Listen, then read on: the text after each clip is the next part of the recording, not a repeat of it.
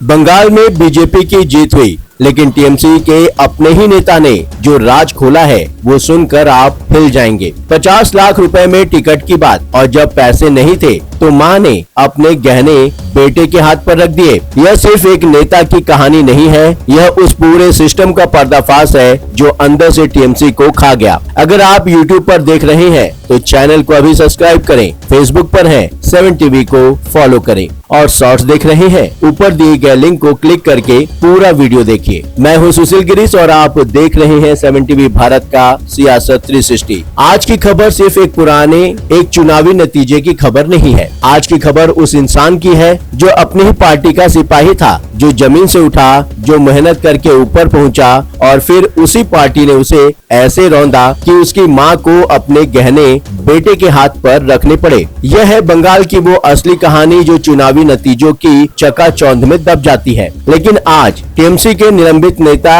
रिजू दत्ता ने खोल दिया वो पिटारा जिसे टीएमसी हमेशा बंद रखना चाहती थी। शुरुआत करते हैं उस सवाल से जो पूरे देश के मन में है। बंगाल में बीजेपी जीती तो क्या यह बीजेपी की जीत थी या टीएमसी की हार? रिजू दत्ता जो खुद टीएमसी के प्रवक्ता रह चुके हैं, जिन्हें पार्टी से निलंबित किया गया, उन्होंने बिना किसी लाग लपेट के कहा, बंगाल की जनता ने तृणमूल के विरोध में वोट दिया है, इसमें कोई नाटक नहीं है। और साथ ही यह भी स्वीकार किया कि टीएमसी को 41% वोट मिले। बीजेपी और टीएमसी के बीच का अंतर 32 लाख वोट का रहा, लेकिन फिर भी टीएमसी हारी। और हारने की वजह रिजू दत्ता ने 3 कारण गिनाए जो हर टीएमसी नेता जानता है, लेकिन कोई बोलने की हिम्मत नहीं जुटाता। आज रिजू दत्ता ने वो हिम्मत दिखाई। क्यों? ये कारण बाद में समझ में आएगा। जी हाँ, पहला कारण है वही आई-पैक जिसे प्रशांत किशोर की टीम चलाती थी, जो बाद में प्रतीक जैन के नेतृत्व में काम करती रही। रिजू दत्ता ने जो बताया वो सुनकर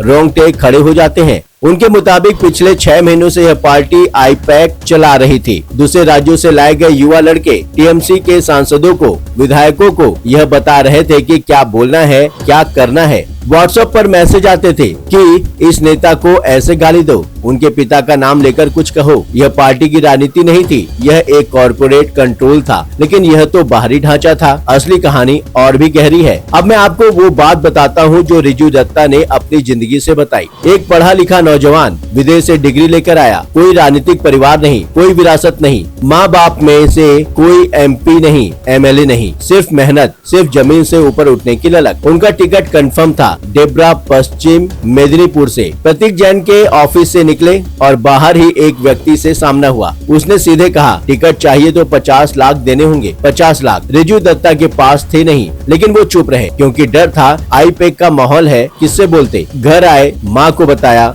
बीवी को बताया, और तब माँ ने अपने गहने उनके हाथ पर रख दिए। एक पल सोचा, बेच दूं, टिकट ले लूं, लेकिन अगले दिन अंतरात्मा ने रोका। गहने वापस कर दिए, पैसे नहीं दिए। 17 मार्च को जब उम्मीदवार की सूची निकली, किसी और का नाम था। और आप जानना चाहते हैं यह पैसे की बात कहां तक गई? आई-पैक का तरीका क्या था? रिजू दत्ता ने बताया, किसी विधानसभा में 4 उम्मीदवार होते थे, जिसकी जीत का कोई चांस नहीं था, उनसे भी पैसे लिए जाते थे, क्योंकि जब तक उम्मीद है पैसा चलता रहता है। यह राजनीति नहीं है, यह एक कारोबार था। और इस कारोबार का डायरेक्टर विनेश चंडल, जब दूसरे फेज का वोट खत्म हुआ, अगले ही दिन सुबह उन्हें लोअर कोर्ट से PMLA एक्ट में बेल मिल गई और ईडी ने विरोध भी नहीं किया। सोचिए, क्या यह महज संयोग था? रिजू दत्ता के शब्दों में, दीदी को केस खिलाया और फिर दीदी के निकलने के बाद डेटा दे दिया। आज प्रतीक जैन भाग चुके हैं और नुकसान वो तो टीएमसी से भी कमाया और बाजार से भी कमाया। अब बात करते हैं टीएमसी की हार के दूसरे बड़े कारण की। रिजू दत्ता ने साफ कहा,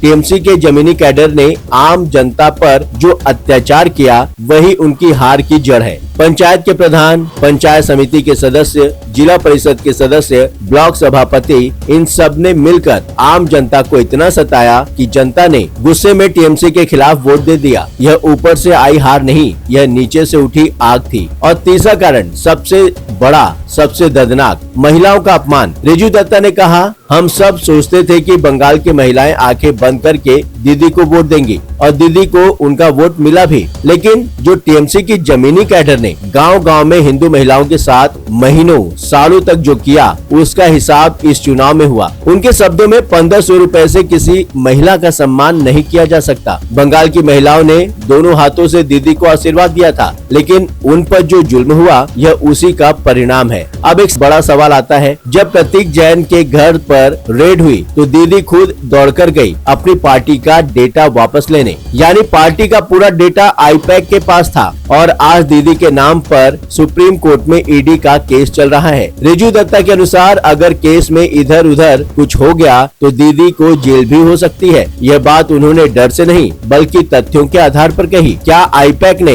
टीएमसी का इस्तेमाल किया या टीएमसी ने आईपैक का, या दोनों एक दूसरे के शिकार बने? जवाब वक्त देगा। अब बात करते हैं उस शख्स की जो अब बंगाल का मुख्यमंत्री है, शुभेंदु अधिकारी। रिजू दत्ता जो कभी टीएमसी में थे, उन्होंने खुद नंदीग्राम में अधिकारी पर हमले किए, जिन्होंने माफी भी मांगी। उन्होंने शुभेंदु अधिकारी के बारे में जो कहा वो बेहद अहम है। उन्होंने कहा, शुभेंदु अधिकारी का बायोडेटा देखिए, टीएमसी में रहते हुए कई बार सांसद, कई बार कैबिनेट मंत्री, केंद्रीय कैबिनेट मंत्री, फिर प्रतिपक्ष नेता और फिर ममता बनर्जी को नंदीग्राम से हराया, इस बार नंदीग्राम से भी, भवानीपुर से भी। रिजू दत्ता के शब्दों में 3 बार की मुख्यमंत्री ममता बनर्जी के बाद अगर इस कुर्सी पर बैठने का हक और हुनर किसी में है तो वो शुभेंदु अधिकारी हैं। और यहाँ एक वाक्य है जो बताता है कि नए मुख्यमंत्री ने पहले 2 दिन में ही एक बड़ा काम किया। 6 तारीख को मुख्यमंत्री पद की शपथ लेने से पहले शुभेंदु अधिकारी के पीए को गोली मार दी गई, बिल्कुल सिनेमा स्टाइल में।